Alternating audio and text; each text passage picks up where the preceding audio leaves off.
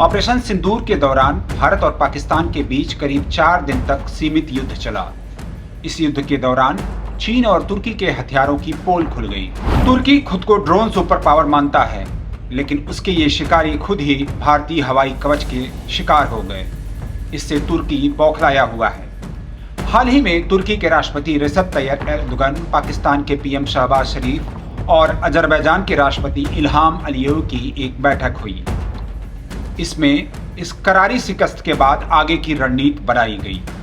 पाकिस्तान, तुर्की और अजरबैजान की तिकड़ी ने ऐलान किया है कि वे रक्षा संबंध को और ज्यादा मजबूत करेंगे। दरअसल जहां पाकिस्तान ने कश्मीर पर नजर गड़ा रखी है, वहीं तुर्की और अजरबैजान के निशाने पर भारत के 2 दोस्त देश हैं, जिन पर वह हमला करने के लिए सैन्य तैयारी कर रहे हैं। भारत के तुर्की के किलर ड्रोन को मार गिराने के बाद से ही खलीफा एर्दोगन अब नई दिल्ली के दोस्त ग्रीस को तेजी से निशाना बनाने लगे हैं। तुर्की ग्रीस को धमका रहा है कि जिस तरह से पाकिस्तान ने भारत के फाइटर जेट को मार गिराया, उसी तरह से ग्रीस के विमानों को एर्दोगन की सेना मार गिराएगी। हाल ही में ग्रीस ने फ्रांस से 24 राफेल फाइटर जेट खरीदे हैं। इससे तुर्की की सरकार बौखलाई हुई है। ग्रीस के राफेल फाइटर जेट की क्षमता पर तुर्की का सरकार पोषित मीडिया सवाल उठाने में जुटा हुआ है। तुर्की और ग्रीस का कई साल से तनाव चल रहा है। ग्रीस को डराने के लिए अब तुर्की भारत और पाकिस्तान की लड़ाई का उदाहरण दे रहा है। इसके अलावा भारत ने तुर्की के बायरक्तार TB2 ड्रोन की पोल खोल रखी है। इस ऑपरेशन सिंदूर के दौरान तुर्की के ड्रोन बुरी तरह से फेल साबित हुए। इससे तुर्की को काफी झटका लगा है। तुर्की ने इसे यूक्रेन से लेकर के अजरबैजान तक को बेचा है। भारत के पड़ोसी देशों मालदीव, पाकिस्तान और बांग्लादेश ने इस बायरक्तार TB2 ड्रोन को खरीदा है। वहीं भारत ग्रीस के साथ खुलकर खड़ा है और निवेश करने के लिए भी तैयारी कर रहा है। यह निवेश बंदरगाह, पर्यटन और रक्षा के क्षेत्र में किया जाना है। भारत के आकाश और T4 एयर डिफेंस सिस्टम ने तुर्की के ड्रोन को मार गिराने में अहम भूमिका निभाई।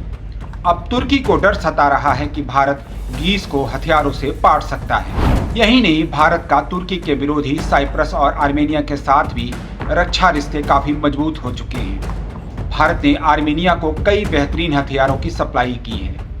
इससे पाकिस्तान, तुर्की, अजरबैजान की चाल फेल होती दिखाई दे रही है। असल में तुर्की कई साल से ग्रीस और आर्मेनिया पर हमले की धमकी दे रहा है। अमेरिकी विश्लेषक माइकल रूबिन के मुताबिक साल 2024 में अमेरिका ने तुर्की को F-16 फाइटर जेट देने के लिए संसद से अनुरोध किया था। ठीक उसी समय तुर्की के राष्ट्रपति एर्दोगन ने एक भाषण दिया था। इस भाषण में तुर्की के खलीफा ने कहा था कि हमारा संघर्ष दुश्मन ग्रीस को हमारी जमीन से बेदखल और उन्हें इज़्मीर के समुद्र में फेंकने से खत्म नहीं हो जाएगा। इस बयान को काफी भड़काऊ माना गया था। इज़्मीर में ही करीब 1 लाख ग्रीक ईसाइयों की हत्या कर दी गई थी। रूबिन ने बताया कि एर्दोगन के इस बयान के 1 सप्ताह बाद तुर्की के विश्लेषकों ने दावा किया कि अगर उनकी पहली स्वदेशी मिसाइल टेम्फुस को इर्दिन या इज़्मीर से दागा जाता है तो हम ग्रीस की राजधानी एथेंस को तबाह कर सकते हैं। एर्दोगन लंबे समय से ग्रीस के लोगों को समुद्र में फेंकने का सपना देख रहे हैं। तुर्की का दावा है कि एजियन सी के 152 द्वीपों पर उनका कब्जा है।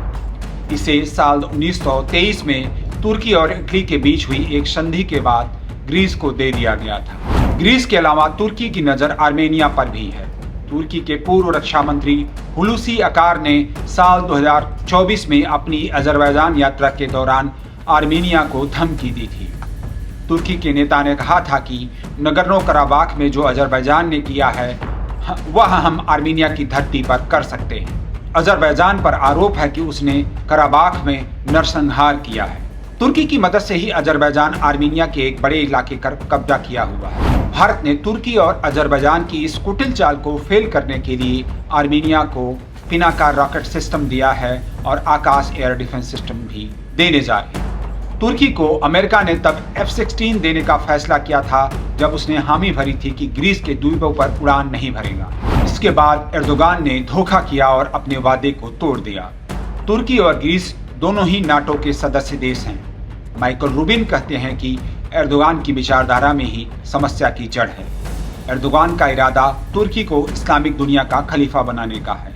इसके लिए तुर्की के प्रभाव को बढ़ाने में वह जुटे हुए हैं। रुबिन ने कहा कि वास्तविकता को अनदेखा करने से न तो इस इलाके में स्थिरता आएगी और न ही सुरक्षा मजबूत होगी, बल्कि यह नाटो को बर्बाद कर सकता है। इससे आगे चलकर अमेरिका को यूरोप में एक और युद्ध लड़ना पड़ सकता है।